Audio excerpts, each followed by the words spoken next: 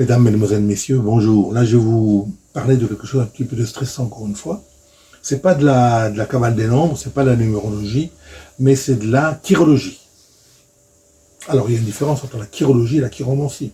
Oui. Chirologie, c'est l'étude des lignes de la main. Et la chiromancie, c'est la prédiction. On prédit certaines choses. Prédit. Bon. Ça ne se réalise pas toujours. On a certaines lignes, parfois, qui sont extraordinaires dans nos mains. Et puis, on n'arrive à rien. Pourquoi? Parce qu'il y a beaucoup de choses derrière. Je vous dirai, je vous expliquerai. J'essaierai de vous expliquer, hein, parce que c'est pas facile. Alors, il faut dire que je ne suis pas un grand maître d'Internet et des manipulations d'Internet, etc. Et j'ai beaucoup de mal. Je ne sais pas vous donner les lignes de la main et vous les inscrire sur le papier, les mettre sur le papier à côté. Je saurais les dessiner, etc. Mais vous les imprimer, etc. Ça sort un petit peu de mon entendement. Donc, si vous êtes un petit peu gêné par ma façon de faire, je pense que là, je décris bien les lignes. Hein. Je décris bien comment elles sont situées. Donc, c'est une façon d'étudier qui est encore mieux que si vous regardez la ligne qui est dessinée, que j'aurais bien dessinée dans la main, etc. Vous faire une idée plus... Je sais que vous allez vous faire une idée plus correcte, mais si vous l'étudiez, si vous étudiez bien ce que je vous donne, si vous le lisez bien, vous allez apprendre des choses. Donc la chirologie, c'est l'étude des mains, des lignes de la main, pardon.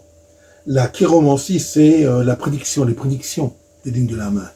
Et la chironomanie, c'est l'étude de la largeur de la main, de la longueur de la main, longueur du pouce, les doigts courts, les doigts longs, etc. etc. Donc, je vais vous parler de quoi? Je vais vous parler des 4 lignes les plus importantes. Quelles sont-elles? La ligne de tête, la ligne de cœur, la ligne de vie et la ligne de la destinée, la ligne saturnienne. Les 4 lignes les plus importantes. Je ne vais pas parler des autres détails, etc.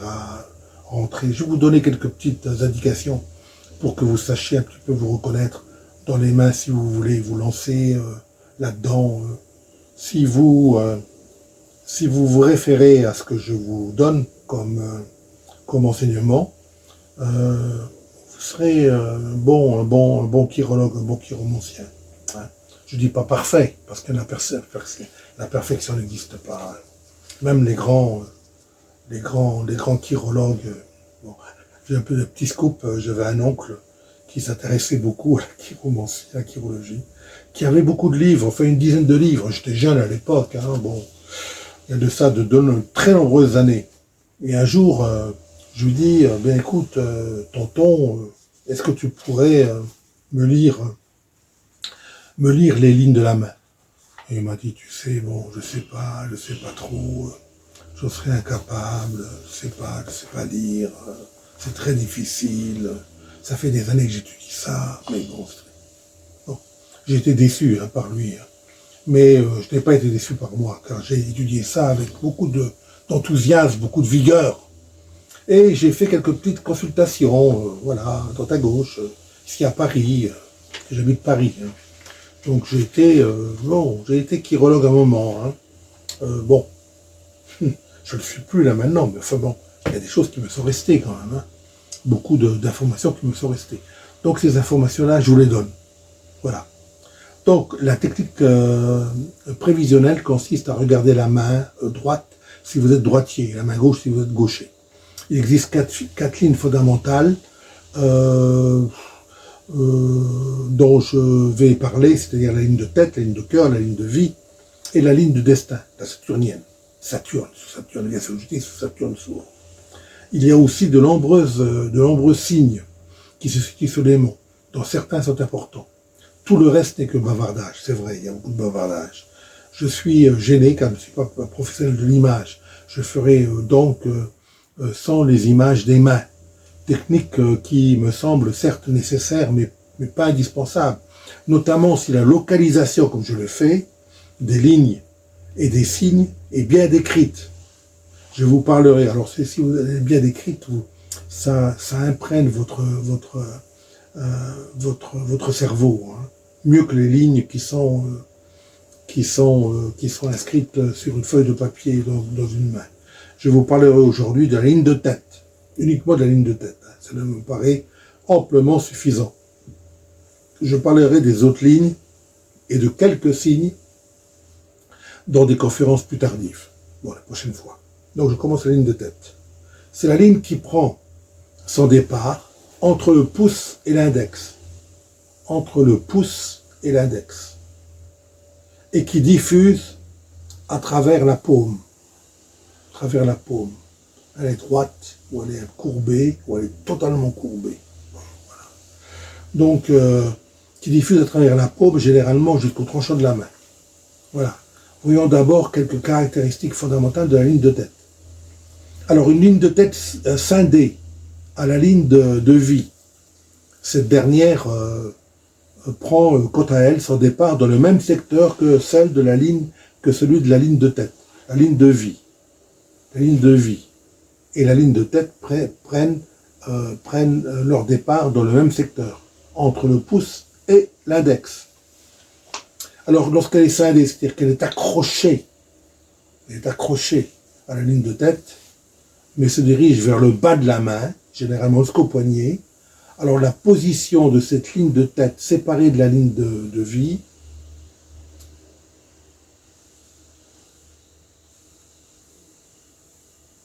c'est-à-dire séparée de la ligne de vie. Là, elle est séparée de la ligne de vie, indique une confiance en soi, mais aussi une audace excessive, qui parfois peut se révéler dangereuse. Alors une ligne de tête restant unie à la ligne de vie, cela signifie une certaine timidité, lorsqu'elle est unie. Vous verrez cela. Une ligne de tête qui se dirige et se termine sur la ligne de cœur, qui va sur la ligne de cœur, qui monte un petit peu comme ça sur la ligne de cœur. C'est la ligne qui prend son départ entre le pouce et l'index et qui se termine sur la ligne de cœur. Alors cette position indique que les sentiments et les passions prennent le pas sur le raisonnement et le calcul. Voilà. Lorsque vous avez une ligne de tête, qui va vers la ligne de cœur, hein, qui se termine sur la ligne de cœur, alors cela indique que les sentiments et les passions prennent le pas sur le raisonnement et le calcul. Voilà, voyons à présent les différentes formations de la ligne de tête. Hein. Je vais vous parler de la ligne de tête. Maintenant, j'en ai combien là? J'en ai 12, j'ai 12 positions. Combien j'en ai? 12 positions. Voilà. Donc je vais vous parler des positions. Alors, premièrement, la ligne de tête confondue sur un long espace avec la ligne de vie. Et scindée donc, hein, la ligne de vie. Cela signifie que l'individu a accès tardivement, dans l'âge, à sa véritable personnalité. Lorsqu'elle est accrochée à la ligne de vie, cela montre que la personne va avoir accès tardivement à sa véritable personnalité. L'enfance et l'adolescence génèrent un complexe d'infériorité, d'où une certaine timidité, une pusillanimité, pusillanime, c'est-à-dire un petit peu enfantin, et une modestie souvent associée à de l'orgueil inconscient, modeste tout en étant très orgueilleux inconsciemment. Alors, si la ligne de tête est normalement liée à la ligne de vie, alors, normalement liée sans être véritable unie, elle est liée.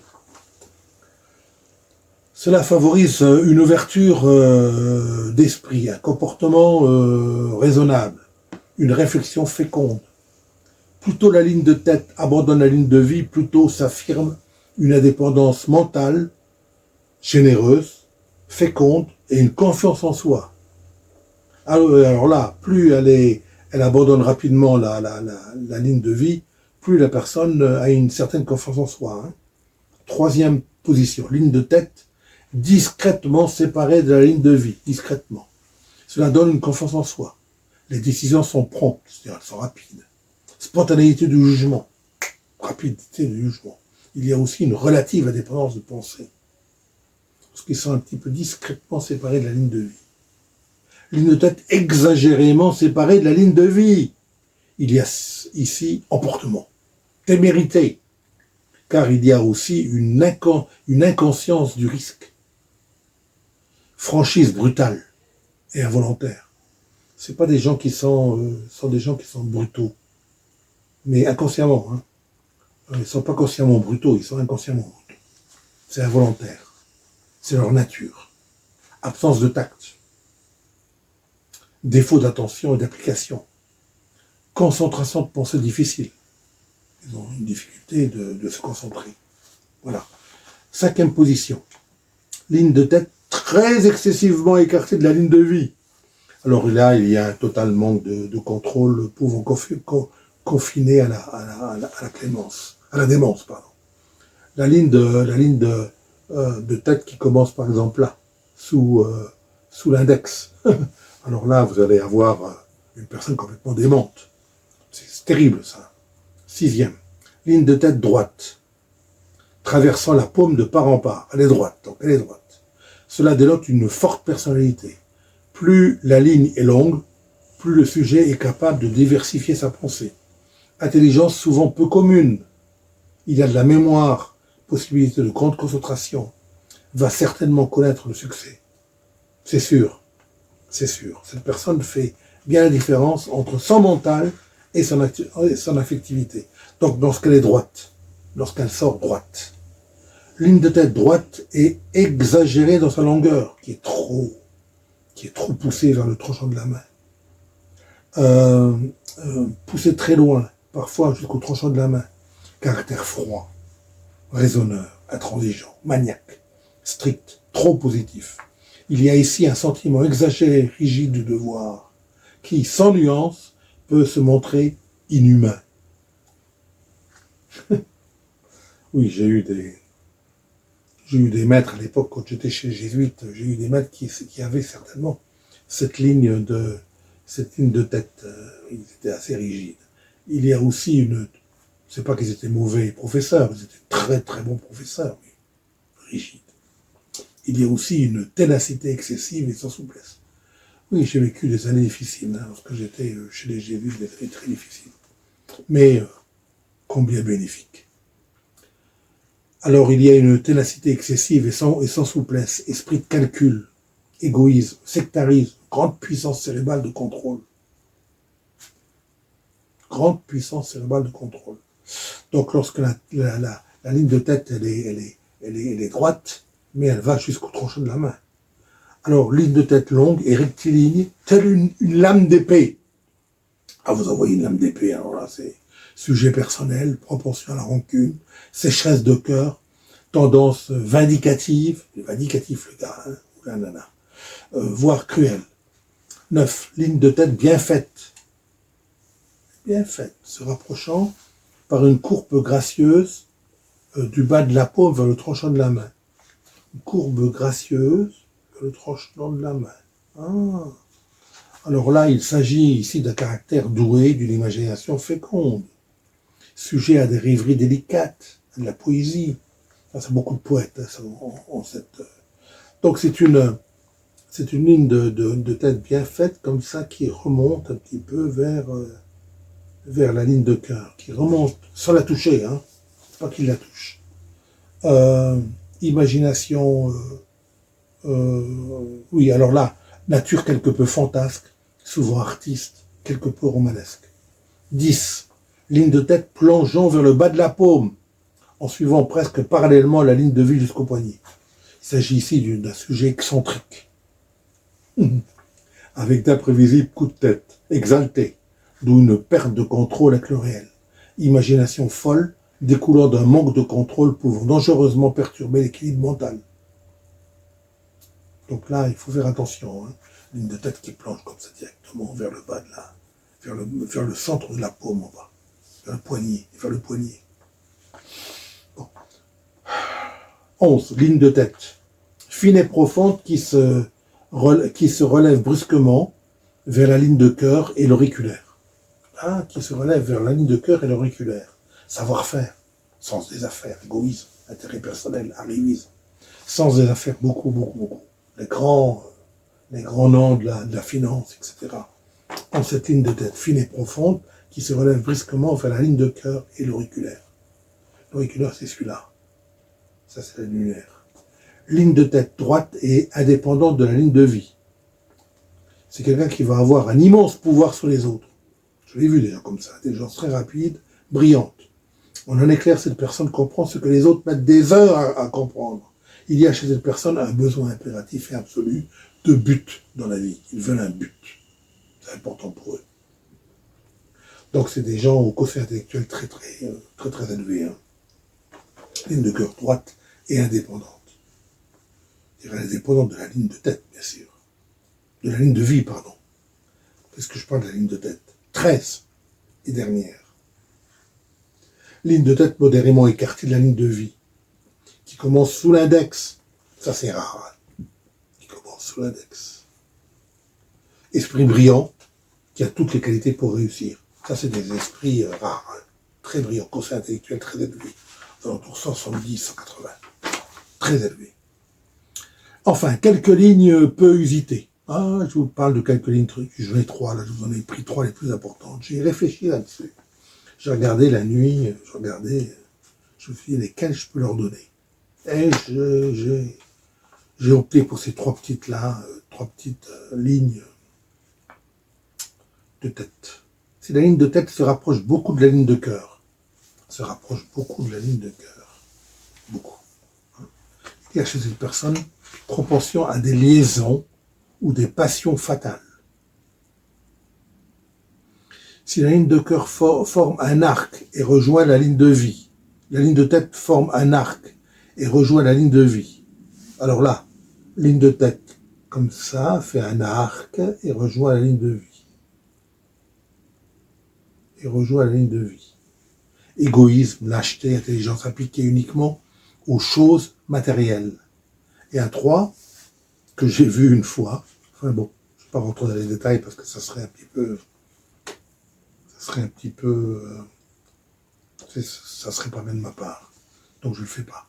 Je le dis, mais je n'en parle pas. Si la ligne de tête se dirige vers la ligne de cœur, la ligne de tête se dirige vers la ligne de cœur.